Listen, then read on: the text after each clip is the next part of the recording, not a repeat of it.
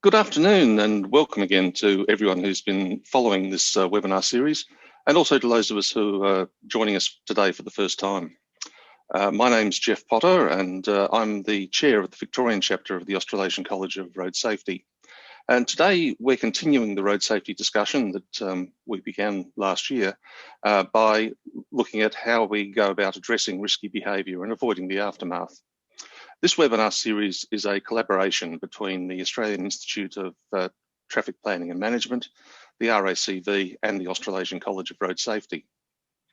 And in each session, we've been exploring road safety topics with the aim of identifying areas where we can further reduce deaths and serious injuries on our roads. So far, we've explored the topics of cyclists, motorcyclists, safe roads and safe speeds, and reducing the need for post-crash care. These presentations and presenter slides are available to members on the AITPM website and also on the ACRS website. Today's session is again being recorded and resources will be made available on these websites after the event is concluded.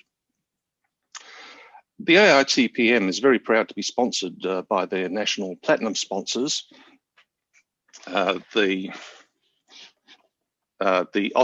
Austraffic Traffic and Transport Data Specialists and WSP Group, as well as by Cardno, the Veach Consulting, Connexus Transport Advisory, SMEC, Matrix Traffic and Transport Data, Oricon and Monash University. The Victorian branch sponsors are the Victorian Department of Transport, the RACV, O'Brien Traffic, SALT, Traffic Works and Traffics Groups. And the Australasian College of Road Safety would also like to acknowledge the Global Goals for Sustainable Development Program, the United Nations Decade of Action for Road Safety, and the SARA group for support of our endeavours. Thank you to all the sponsors and supporters of both AITPM and ACRS. If you're interested in membership details, please visit the websites for full details on member benefits.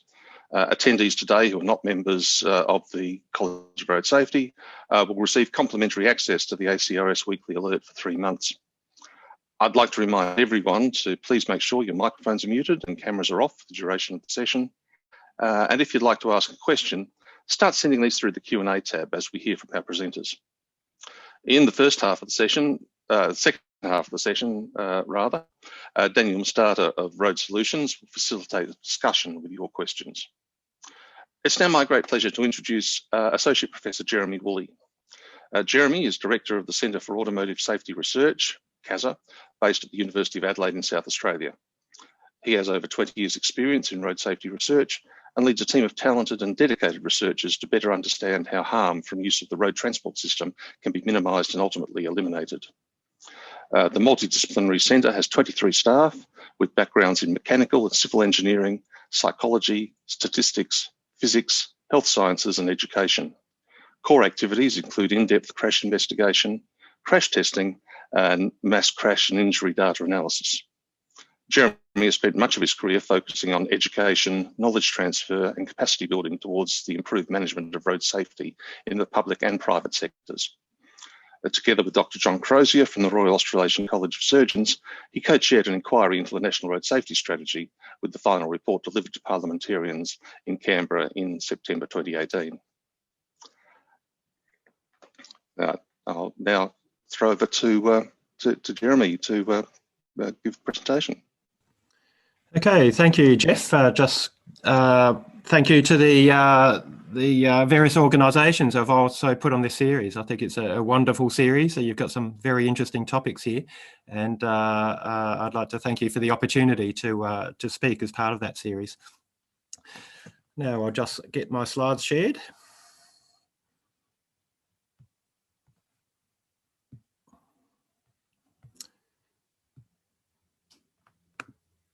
Okay, so I'm assuming all is good, and if not, someone better text me.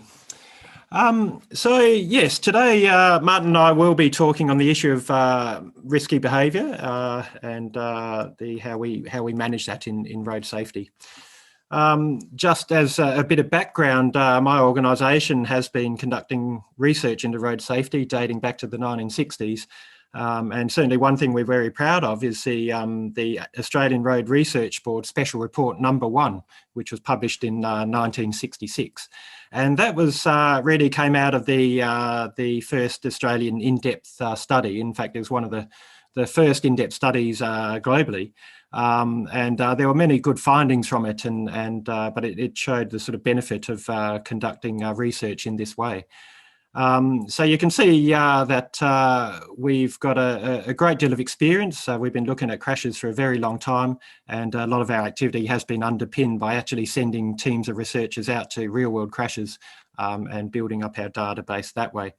The other thing you can see winding forward to 2021 is how strikingly handsome the researchers have become, but not nearly as well dressed, obviously. So I'll do a bit of context setting today, and you can see that what I'll lead into is some examples of, I guess, addressing some of the perception issues we have in road safety and where we feel the problems lie.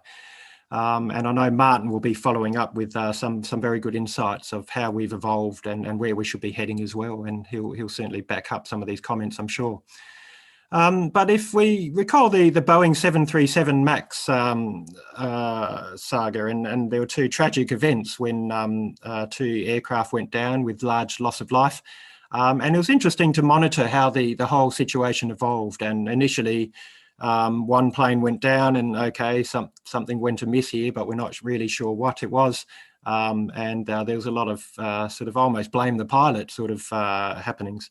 And then the Ethiopian jet went down, and again, suspicions were raised, and people were saying, well, this isn't right.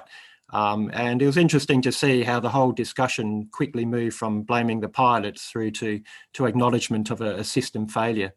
And what was interesting here is that in the escalation to that systems perspective, it was pretty clear that the system designers, the people who built or put the system in place, had to take full responsibility around that. And it was interesting at the time that the standard conclusion was that the pilots did not have sufficient information on the system operation and the risks involved. And that was the big escalation where it went from the pilots to Boeing. Now, it's interesting if you overlay that sort of concept onto road safety and this sort of notion of, do we have sufficient information? And if you look at the diet of information that's fed to road users and the general community out there, you know, we have things from the police agencies who sort of enforce the Fatal Five, and they talk about all the behaviours that they're trying to enforce. So we have some sort of notion of the common things and behaviours that lead to crashes. And we sort of keep those in mind. Then, of course, we've got the ANCAP ratings for passenger cars. So, you know, it's a pretty intuitive scale. It's 1 to 5 stars, with 5 stars being the best. And people, again, will go out, and if it's front of mind, they will look for a 5-star car and think, well, that's done and dusted then. This car will protect me and keep me safe. But there's an assumption that's probably does so in all situations and circumstances. And then on the other side of it, certainly in Australia, we just hear a lot about incremental road upgrades rather than, you know, a rating of the network itself. So it's predominantly about the fact that we built a new multi-million-dollar roundabout, or did an interchange upgrade, or sort of reduced travel time on a certain road, and by the way, safety was improved. But there's no real sort of big picture perspective around how all these individual projects contribute to the whole effort to manage and reduce the harm from use of the road system overall in a strategic sense. And certainly there's been resistance to getting the communications on network risk ratings and risk profile to the community. And I think that's showing very poor form internationally. And we know, and I've shown some examples to the right, where KiwiWrap has been used extensively in communications with the community around the strategic plan for their road network and how they should be responding to the challenge out there. So with this sparse communication with the community, well, the one thing that's sort of really not reinforced is the inherent danger of the system that's there. And sure, we sort of isolate various risks and talk about individual risk factors, but we tend not to have a systems perspective when we're putting these things forward. And for example, I mean, a side impact into a tree on a 2-star road, even if you're in a 5-star car, is likely to have a fatal outcome. People are just oblivious to this. They really don't understand that that's the situation. And on the flip side of that, even a very simple question, if my kids wanted to go to our holiday house over the summer period and they had perhaps a 4-star car or something like that, which route should they take to the holiday house? Again, that information is just not readily apparent, and people don't perceive the road system from that system's perspective. So we often hear the term shared responsibility, the idea of that is everyone has a role to play in road safety, and indeed we do. But again, the context that's often missing there is that, well, some parties have more ability to influence the outcomes than others. And we do put a lot of emphasis on individual road user performance, individual road user behaviour, and rightly so. But the system designers, the constructors, the people who manufacture vehicles, the people who produce widgets, the telephone companies, electricity suppliers, transport companies, all have a duty of care towards the safety of the community as well. So the traditional way, I guess, we can represent road safety is that the system designers are responsible for the design of the system and thereby responsible for the level of safety within the entire system. And that's largely, of course, been a legacy issue. We've inherited the road system we have and we're trying to make it good. Road users are responsible for following the rules for using that system, and that's set up by the system designers. And that's basically the feedback loop we've been operating for many decades now. But the thing that's missing there is the closed feedback loop, which is that it's really the consideration that if the users fail to comply with these rules or continue to get harmed, the system designers then need to step up and take the necessary further steps to counteract people being killed or injured. So in other words, we need to review the system actually and see if it is fit for purpose and do something about that. And it's no use just keeping the pressure on the road users themselves if we don't take into account the sorts of things where we know they're really going to be making mistakes and still have problems coping with the system. And we need to spread that duty of care further. So, if we have people providing widgets and technology devices and things like that, well, they need to cover off on the fact that someone might be wishing to scan their GPS or manipulate it whilst driving and maybe accidentally go through an intersection or a stop sign or something like that. We need to sort of pass that responsibility on to the suppliers and not only the road users themselves. Now, as we saw in the case of Boeing, of course, there was a discussion around the pilots that quickly escalated to a systems-based problem, and one of the supplier, Boeing, and the chief executive had to be very apologetic and take the heat for all the problems that they had around that situation. So what sort of evidence base is there around, what the nature of the road safety problem is? And there's obviously been a growing body of evidence emerging over many years. And I guess the systems perspective have been around for 2 decades now. And there's been some landmark studies which have certainly shed some light on that. But one thing I talk about is a very well-known CASA study, which is what is commonly referred to as the extreme behaviour study. It was really triggered by Professor Fred Vegman when he was in Adelaide as a visiting thinker in residence. And he was always intrigued at the fact that he'd go around having conversations about road safety. And the one thing that would come back at him is, well, it's all these idiots out there. It's all these hoons. It's all this bad extreme behaviour. So out of that, he basically threw a challenge to CASA to see if we could prove this or otherwise. So out of that was born this extreme behaviour study. And basically, we really wanted to look at what proportion of crashes were due to system failures as opposed to extreme behaviour on the part of the road users themselves. So were the road users fully instrumental in their own demise, or was something else going on there? And in the end, we used 2 sets of crash data, excuse me. There was fatal crashes as collected in SA coroner's files, and that was from 2008 to 9. And we looked at non-fatal crashes that we had investigated through our in-depth crash activity. And if you want to look up this report, there's a publication in the journal Accident Analysis and Prevention, written by Lisa Wondersitz, Matthew Baldock and Simon Raftery. So one of the challenges around this was defining what we mean by extreme behaviour. So we took a pretty sort of, pretty hard definition around this.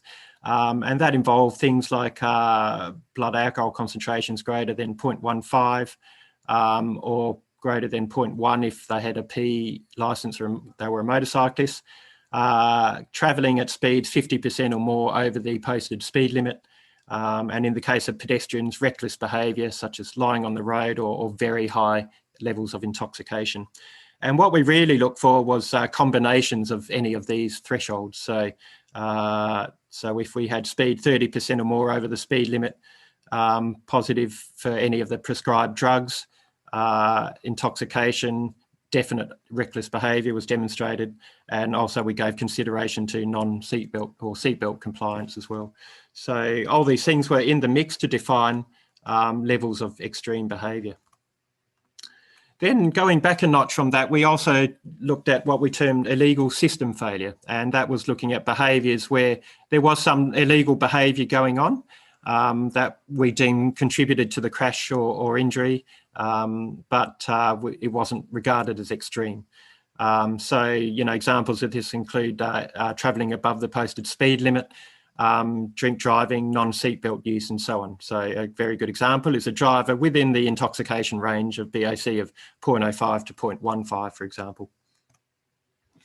And the final category was what we termed system failure. So that was basically people going about their business. They were being compliant at the time and generally just made an error which resulted in injury consequences. So the headlines from this study was that for most crashes, ordinary people making simple mistakes was a headline. So whichever way we cut it up and analysed it, there was an element of extreme behaviour certainly demonstrated mostly for fatal crashes.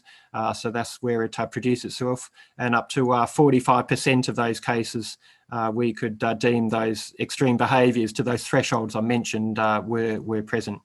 We can see under fatals that for the illegal system failures is getting around towards a quarter, and for the system failures around 30% there. What became really interesting is when you looked at the non-fatal injury crashes, and we can see that in rural areas, the system failures accounted for about 3/4 of those injury crashes, and for non-fatal metro, that rose in fact to around 87%. So we can see that actually that extreme behaviour component for the non-fatal crashes was 9% in rural areas and 3% in metro areas. So a complete turnaround. And that sort of wakes us up to several things. And we note that with the system failure crashes, it's generally about, crashes in the daytime during weekdays, a dominance in rural areas and roads with high speed limits. So that was a good explainer of those crashes. And there was greater representation of extreme behaviour in fatal crashes, somewhat unsurprisingly. But it also indicates that just, again, focusing on fatalities and fatal crashes can be a bit misleading when you're trying to assess what we should be doing about road safety overall. And this sort of concept that the community have, that it's all about these idiots out there and people deliberately taking risky behaviours and risk-taking and so on, is largely unfounded for the bulk of the burden of the injury problem. Now, various system analyses have all converged with similar outcomes. So there was a work of Helena Stigson in Sweden, which sort of set up their or complemented their safe system approach. And basically, she came up with a model which really looked at the quality of the vehicle, the quality of the roads, and the standard of behaviour, and assessed various injury data sets to see if there was compliance with all three of those criteria or not. And unsurprisingly, they found that, yes, as a system, the various other pillars contributed. But again, roads were quite a good explainer of injury outcomes as well, the quality of the roads in which people were crashing. And of course, vehicles are an important part of that makeup as well. I've outlined the CASA Extreme Behaviour Study, and CASA has recently done a replication of the Swedish model in South Australia, so it's not yet out published. but we hope to do so soon. And again, it's very similar findings, and we have a safe systems description of how crashes are represented in South Australia in that regard. And again, the results are consistent throughout with that of Sweden. And I think if you're quite interested, keep an eye on the MUARC Enhanced Crash Investigation Study. Publications will be flowing from that, and no doubt that'll shed light on this topic as well. Initial indications, again, have highlighted the system gaps and points to the fact that we need to have a systems perspective when managing these problems and not just focus on individual components of the system per se. So basically, the bulk of injury burden is associated with system gaps and failures rather than extreme high-risk behaviours. So we must keep this context in mind when we're trying to look at solutions in road safety and consider what our next strategic approaches are. And in fact, I'd even go so far as to say that in many cases, people are indeed set up for failure. So although we look at errors and we look at the way people make errors and be involved in crashes, the reality is the way the system's been set up, we know that these sort of errors are inevitable, and given the exposure, these crashes will continue to happen. So we need to think more broadly about finding solutions around these things. Now, I'll make some general comments on enforcement, because of course that's been part of the classical paradigm that we followed to improving road safety. And of course we've had very good results from enforcement, and it's a very necessary element of the road safety response. But fundamentally, if you talk to criminologists and look at the sort of whole aspect of deterrence theory and sort of what matters with these things, firstly, the perception of being caught if you do the wrong thing is very important. So that is the certainty of getting caught is a primary determinant of effectiveness of your enforcement. And secondly, it's the swiftness of that punishment. So it's not necessarily about the magnitude of that punishment or how severe it is per se. And in fact, criminologists would argue that the certainty of getting caught and mild punishment would outweigh a sort of more random one-off severe punishment. But again, in terms of managing the whole road network, the police resources we have and the ability to deploy to that extent certainly makes it a tough ask of any police force, I think, to get the level of saturation that would be approaching levels where those sort of things really start kicking in. I think what's interesting to note is that the Australian police agencies have a big traffic commitment and function. The last review I did sort of indicated it was 20 to 25% of resources were committed amongst the various agencies to traffic duties and their traffic function. That's a big commitment, and we are indeed fortunate in this country. It is taken so seriously, and there is that genuine commitment there. So that's no doubt been contributing significantly. But we also know that there's ongoing budget and resource pressures, and the police are under all sorts of pressures, as we indeed see with COVID. They've had to drag their officers all over the place with quarantine checks and things like this. So there are a lot of competing demands for that traffic function. The other thing we are aware of, that the paradigm that we followed in the past is the use of mass media, and we coordinate this with enforcement. And that is a proven approach. We know we can get effects. And the good thing about enforcement is we can ramp it up and down. We can get immediate effects. The challenge then is how do we get an overall sort of background effect that's sustainable, and how do we ensure that we don't drop the ball if we get those budget and resource pressures and the like. The other thing I'll add is that there's an increasing role for technology, monitoring and data is all assisting us. And we need to start thinking of more strategic approaches to uncover that enforcement deficit. The sort of, I guess the future is with a lot of these automated enforcement and technologies. And sorry, I've got various things flashing up on my screen. I'll just disable here. We need to start thinking strategically about what's, I guess, the theoretical basis even on which we're conducting this enforcement now. I mean, we've had models of general deterrence. At times we've gone for specific deterrence. But, the one difficult discussion to have actually is what does success look like? That's police struggle to answer that, of course, because, is success catching more people? So should you be apprehending more people? Should those number of apprehensions actually be going down because people are starting to become compliant? It is fairly complex, but I think we, could do with some rethinking on how we strategically approach this, and of course, make sure that it's not totally a police problem. So what I'm suggesting is we need to start heading towards more holistic and multifaceted approaches. So a lot of the problems we do see out there are not just actually a road safety issue per se, they're broader societal problems as well. And in terms of the management spectrum, we've got to deal with them. That ranges from the legal and administrative, which of course we've been using as the main tool in our toolkit to deal with this situation.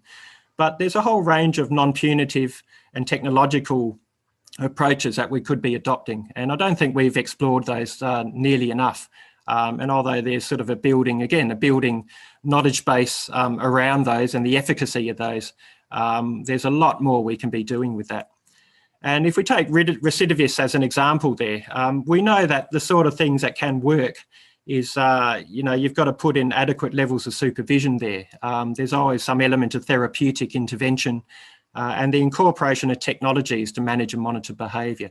So in only sort of applying that multifaceted approach are you likely to get sustained and successful outcomes. We know we can use a technology to good effect, for example, with recidivists, but the minute that technology is removed, we don't get that sustained behavioural change we're seeking. So a lot of these things aren't straightforward, but I think we need to think more broadly about the support mechanisms beyond just punitive enforcement. We've seen some very good examples from the resource sector and some corporates leading the way, and I'll show an example of that. There's definitely a greater role for vehicle manufacturers and technology providers. I mean, if you even come at this with a totally clean slate and look at the way we're managing speed and trying to manage the problem of harm from travelling speeds and the incompatibility of our travelling speeds, vehicle protection and the infrastructure provided, you've got to scratch your head and wonder, why are we having the tail wagging the dog? Surely the best place to intercept this is at the point of manufacture of the vehicle itself. So there's huge potential there, obviously. And extending that notion of duty of care. I mean, there's various levers we have with insurance reform or insurance monitoring or feedback loop on behaviours there. Work health and safety is a growing agenda item. There's various monitoring widgets that are around, and a lot of them are marketed as sort of parental monitoring or parental control for their teenage drivers. There's hope that the social model has a role to play in sort of assisting with extending this duty of care concept, that more people try to help mitigate the risk than just relying on the authorities or government to do it. And that's a core makeup of the national strategy that's being developed. And also there's a dimension of media portrayal and communications. I mean, again, the media sort of jump up and down with any crash, sensationalise it. And the only diet we're fed is the fact that someone had extreme behaviour and there was a bad outcome. But we talk nothing of the rest of the system and the performance of that system. So in terms of those driving monitors, I mean, again, this is sort of a bit of a marketing thing that car manufacturers can adopt. But we can see some examples here. I think the top one's General Motors, where with a certain PIN code, you can bring up certain data and parents can monitor how far their children have driven or what their maximum speed was, how many various events they've had and things like that. So there's a feedback loop going there. And the bottom left one is an example of Hyundai's linked service, where you can actually monitor the speed, even put limit the speed of the vehicle if you want, add curfew hours to the vehicle so it alerts you if the vehicle's being used outside of certain hours, and you can even geofence or put boundaries around where you'd like the vehicle to be used. So these are used in various ways to, I guess, benefit the marketing of the manufacturers, but they are becoming more prolific. Again, it helps allows people to hold the discussion targeted mainly at between parents and their children. But again, one could well see the day that could be the case between an employer and an employee, or other circumstances where that could help open up the discussion. And I think we've got a good example from the New Zealand Transport Agency, where they have been trying over the years to curb the extent of speeding by their employees when driving their vehicles. And I recall seeing a research paper back in 2013, in fact, where they'd made inroads to trying to reduce the extent of speeding by their employees. To date, now they use GPS tracking devices, and that's used as a feedback tool, and management's actively involved in the process as well.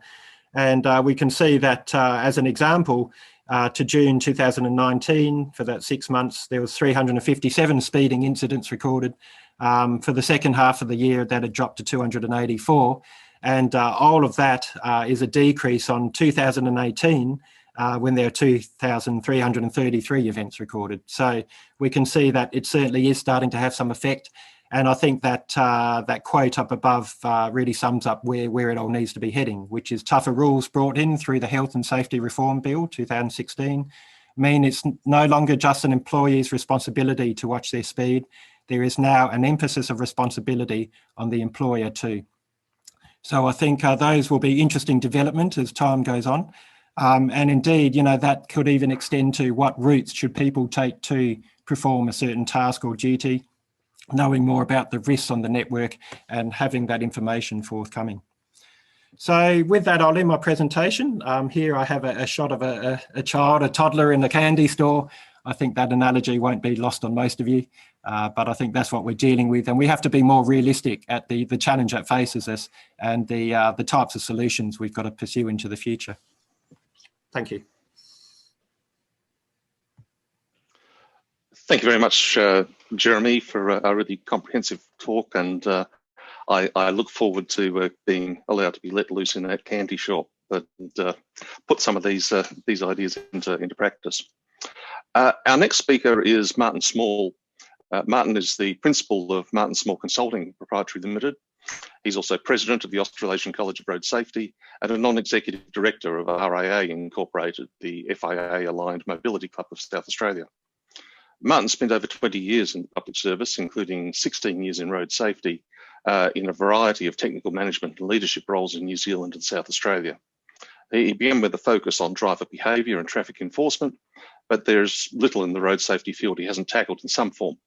In recent years, Martin's been specialising in low and middle income countries across Africa and Asia, and maintains a very strong interest in work-related road safety issues. He's currently working with the Asian Development Bank on a South Asia project, the Africa Transport Policy Program on a study of African road safety lead agencies, and with the World Bank on an institutional study and child safety strategy in Nigeria. And with that, Martin, if you'd like to share your presentation with us. Thank you. Great, thanks, Jeff. Welcome, everybody. Thank you to these three fine organisations for putting this series together. It's a great pleasure to be here with you at this time of the day. If there's anything wrong in the presentation, somebody please do message me or interrupt me. Actually, I do have a problem I have to declare right now, and that is that I had a video, but it's old, from the late 90s in New Zealand, and it hasn't quite come through. Anyway, here we go. I want to talk about systems, standards, technology and delivery deficits to addressing risk behaviour. Very aware, I've had a scan through the participant list. There are some people who have been labouring in this area far more intensively than I, but I'd like to say a few things, partly from where I started. I started actually in road safety in this sort of area.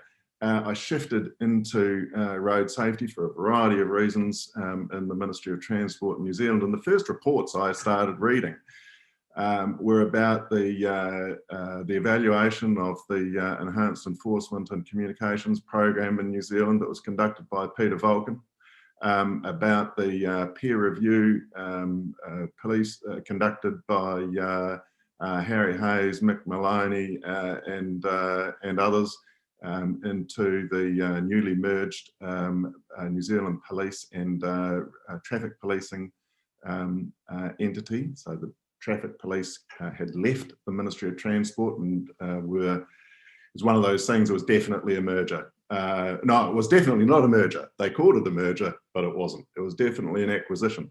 So what Harry and others had the task of doing was to actually go around and see how is this traffic function actually being integrated into police. The answer was very poorly. The answer became very well. And I think one of the features of that policing effort is that it does come in cycles. It does come in waves, partly in relation to the quality of the traffic policing function in the organisation, but also in relation to the various commanders. Some of them have got a really, are able to deliver very, very strong results.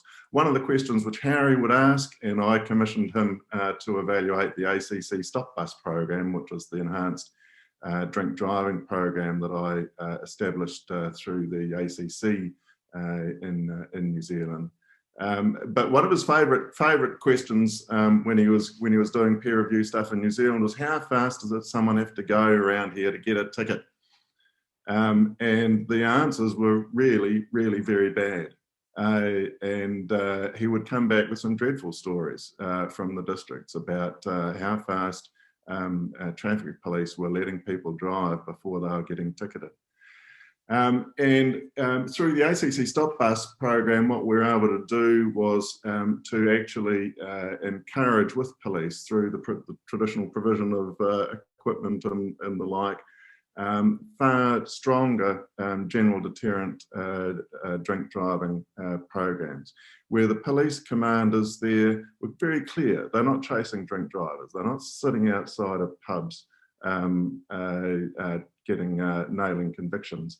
They're out there delivering high volume, high profile general deterrent policing, and they're preventing drink driving. They're not going and chasing them. And of course, the communications task in that is so important, as Jeremy has touched on, and the need for that to increase the perceived risk of detection is critical. This is the video which won't show. I'll run it through because it'll tell me to stop.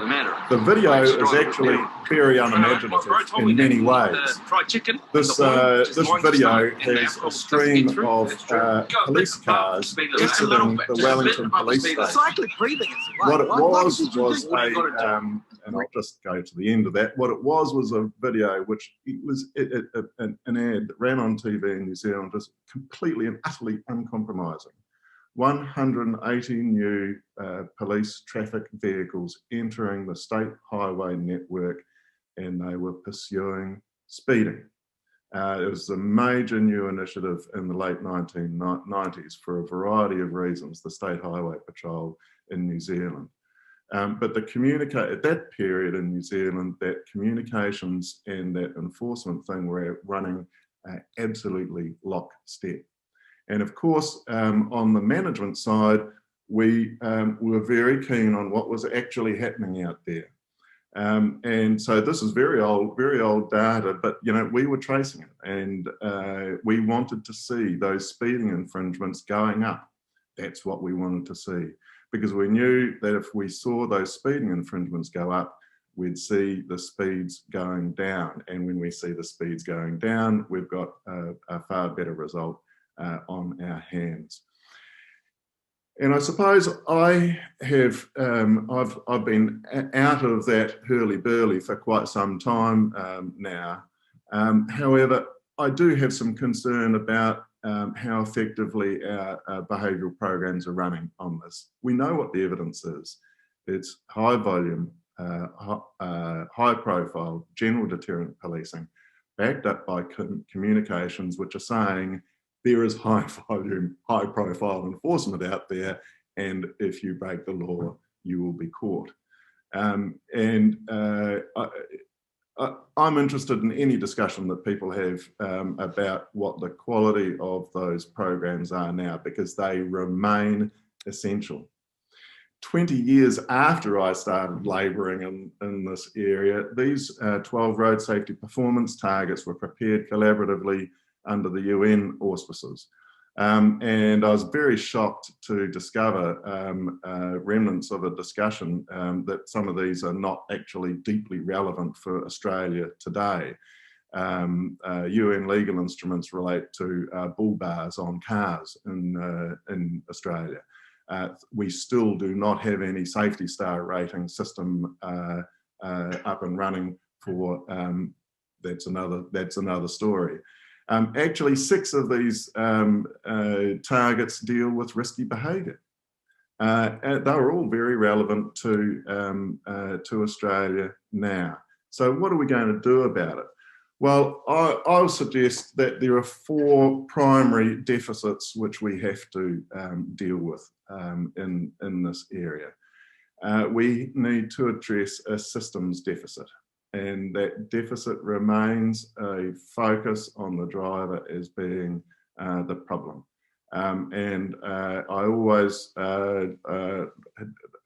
often use this picture, which is about what happens if you classify crashes as failures of the driver, road and vehicle system.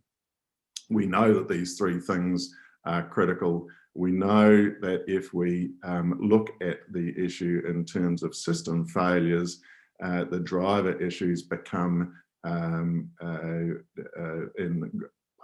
put in far greater perspective.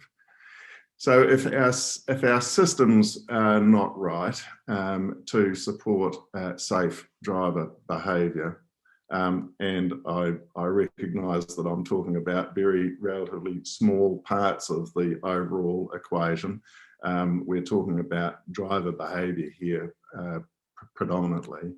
What are we going to need to do? Well, I think we've got some major standards deficits. If we've got a systems deficit, we've definitely got a standards deficit. Because what we thought was dangerous and risky now, 20, 30 years ago, is an extreme behaviour now. What's risky and dangerous now is those parts of our systems which encourage people to drive well over a safe level of speed in an urban area. And so you have to be a very brave road controlling authority, such as Auckland Transport, to reduce 10% speed limits on 10% of your network. Well, that's a failure in the standards that are applied. It's a failure in the default urban speed limits. There's failures throughout the rural default speed limits. And as president of the Australasian College of Road Safety, with that little bit of hat on for the moment, one of our primary, we only have about 6 requests out of this national strategy. We must have a national regulatory we must have that RIS process, regulatory impact statement that actually highlights this extraordinary deficit in the standards of the speed limits which apply and how we define what risky behaviour is. Alcohol levels also need redefining quite clearly. I think we need to address a technology deficit. Now, ever since the seatbelt, this most amazing thing, still one of the top 10 amazing things in road safety. The 2 critical vehicle safety tasks for government have been promoting the introduction of new safety technology and then mandating those technologies. And we need to focus up again on these, and we need to apply them to behavioural issues. These issues are not going away. Nobody can tell me that any person licensed to drive a motor vehicle in Australia or New Zealand over the last 20 years or 30 years does not know the basics about the legal requirements associated with the use of seatbelts, compliance with the speed limit, compliance with alcohol laws, etc. Everybody actually knows. There is very high degrees of non-compliance, and actually I think we've got a result here. The only one which we're going to actually tackle those behavioural issues is through some technology system. That has got to be the way in which we can cut through, and we have to take it seriously. It's not just an optional thing. If people are consuming alcohol before they get in the car, there should be alcohol interlocks. So we actually need to take the technology deficit seriously and push much harder on this. We also need to address a delivery deficit. Now, Jeremy, I thought the spoken in reasonable euphemistic terms about police budget stress and the like. He asked, what does success look like? I've given a clue to my views. Success in enforcement means more tickets. Best warning's a ticket. There's certainly plenty of non-compliance to go around in order to get those numbers up and a general deterrent effect flowing through. But that is a very thin delivery mechanism. We have to build this out further. The first two recommendations of the academic expert group for the third Global Ministerial Conference on Road Safety in Stockholm last year addressed this very matter when they focused on sustainable practices in reporting and procurement.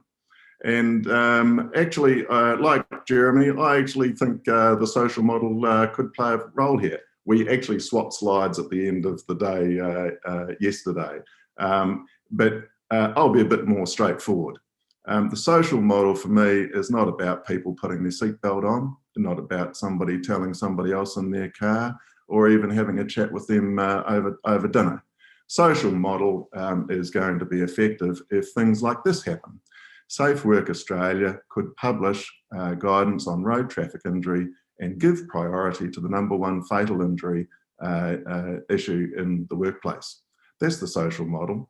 That would encourage many different organisations in the country to take responsibility for the safety of their employees in road traffic and for everybody else in road traffic for which they are actually responsible, and do something about it. They haven't published it. Neither has WorkSafe Victoria. 7 other work health and safety regulators have published guidance in this area, but this is the social model at play.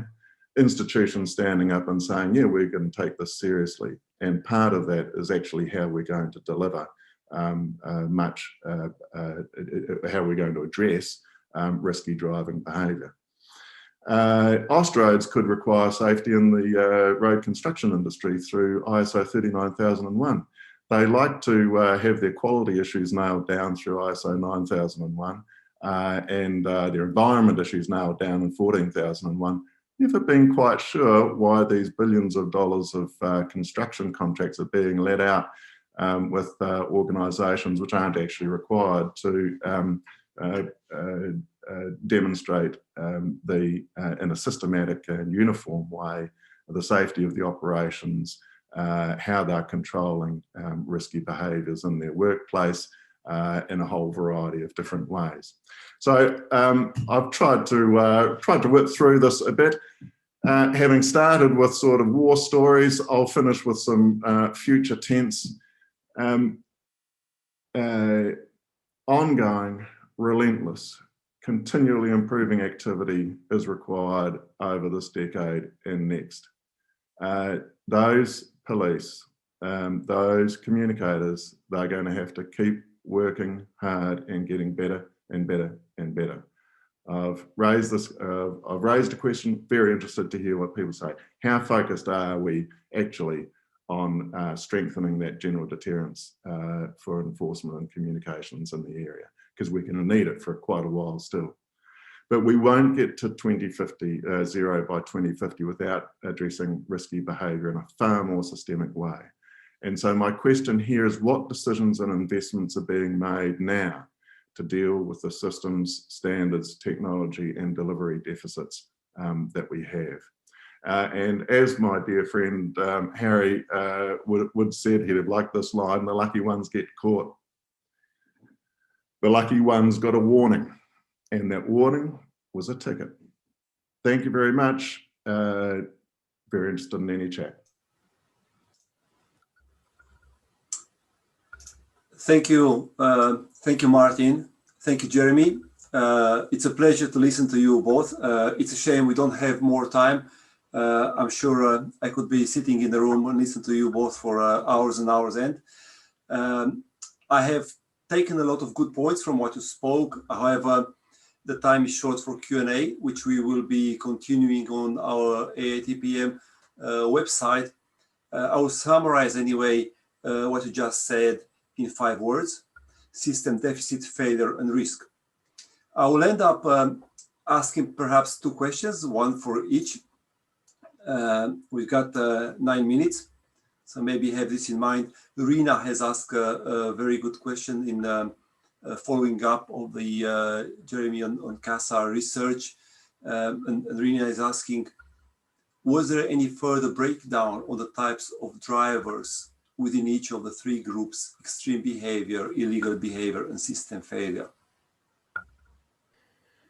That's a good question. So I don't think that was a formal part of the study, but having said that, we are looking to do a follow-up study this year to update those initial the initial work we did. So I think I'll take that one on notice and look into what the researchers are planning to do there. But I dare say there might be sufficient information to shed some light on that. Yeah, but I think well, no, I won't put words in their mouths. I'll check on that. But certainly for the majority of crashes, the injury crashes, the headline is that it's, normal people going about their everyday business, and it's just the system failing us. There's sort of no particular profile about it. It's young, old road users being involved in that system failure category. Thank you, Jeremy. I'll try to condense both Stefan's and Carl's questions, which are related with distraction and the system failure. And it kind of says, do we classify driver distraction as a system failure, or is it a failure of the driver to pay adequate attention to the task and avoid distraction? Well, it's a bit of both, but the point is we should expect it. Part of the problem with road design and the way we've been offering the system is that we're almost expecting 100% perfect performance from the road users 100% of the time. I don't think there's many other systems in the world we put together where we have that unrealistic expectation. And I think what's interesting is when it comes to issues like fatigue, issues like distraction, we approach it almost with a mindset that we can somehow eliminate it. And this is simply not the case. If you talk to all the experts in those areas, we've got to learn how to manage the risk and mitigate it. We can't have this expectation that we'll totally eliminate it. So then we've got to think more holistically about our approach and assist the driver. So, hopefully the next decade, there's a lot of talk about autonomous vehicles and things like this. I think the reality over the next decade is a lot of devices that will be driver assist systems that will help them mitigate that risk and deal with these issues. And the other thing is, don't forget, we tend to simplify these things a lot. So the mere notion of error is grossly oversimplified in road safety. The whole notion of distraction, the whole notion of fatigue, we latch onto very simple definitions as what are very complex phenomenons actually. So that's one of our problems as well, is an understanding of the complexity of the issue as well. Yes, thanks, Jeremy. Martin, you have obviously a huge experience nationally, but also internationally. Would be interesting to know, on the back of a question we have also from Rina, what do you think about better driver training for new driver, on existing driver? How would that impact, the road safety situation? You can't be a driver unless you've done some training. That's essential. You're not going to pass a license test, and we're blessed in Australia with licensing systems which broadly ensure that people have knowledge of the rules, control of the vehicle, and some basic understanding of the rationale for the rules that are in place. And so, you know, to do that, you've got to learn, you've got to practice, you've got to train yourself to control the vehicle. And there's a whole variety of what things you can do to assist that. You can purchase driver training, you can do whatever. The primary control is around the licensing system rather than the training system. But the training system is very important, and it, you know, it needs its own level of sort of regulatory discipline around it. I mean, that's not really what's going to be the major thing which is going to improve risky behaviours on the road, because we know actually broadly that just about you know, we've got a very high level of compliance with licensing systems in Australia, certainly compared to many other countries. We have to put more support around the driver when they're actually in the vehicle, providing them with the right cues, whether that's from the vehicle or from the road or other things through organisational requirements or the like. Very good points, Martin. Thank you. I think we have a very short time, perhaps, for another question, and that is from Adam. It relates to the national strategy, and Adam, I think he brings in a good point, saying that over the last 2 years since the review, apart from the national, you know, federal black spot funding for the local government, there hasn't been any other funding provided, you know, to support the national strategy. So how can this be changed? How can be the politicians persuaded to actually invest more into the planning, designing, education, infrastructure, even in that space? In fact, I believe, what can we do about it? Well, I'll say that there are that the investment that got announced from the federal government last year, I was quite amazed by. So something has happened. I know in Jeremy and John's report, they put a nominal figure there of sort of investment that's required. I thought that figure of 2.5 billion actually last year, that's a good down payment. I think there's a quality issue in the spend, and some of those things are very strong and are going well. Others could be a lot better. You know, with my RAA hat on, I'll say that you know, the program that's in place for learner drivers there through automobile clubs around the country. They're actually, you know, we know those are effective. They're good value. They're good programs. ANCAP is getting money. There should be more money going into that. The big gap is actually the lack of accountability that state and territory road authorities have over their infrastructure spend. Why on earth they are not required to report the safety star rating of their road is quite beyond me. So I think there's a quality issue in that investment is our primary problem at the moment, but we need that investment from last year replicated, you know, 10 times over the course of this decade.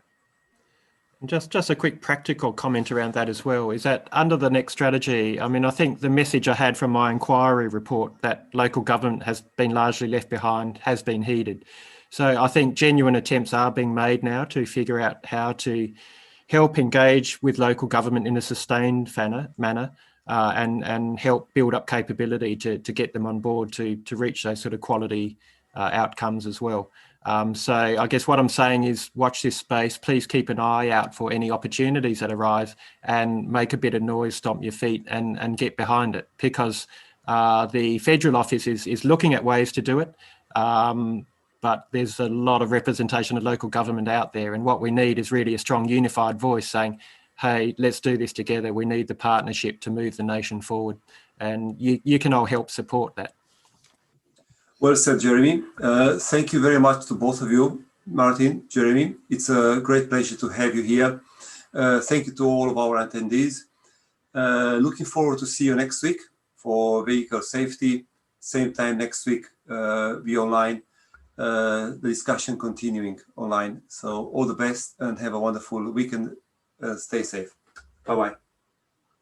Thanks very much. Thank you. Bye. Bye.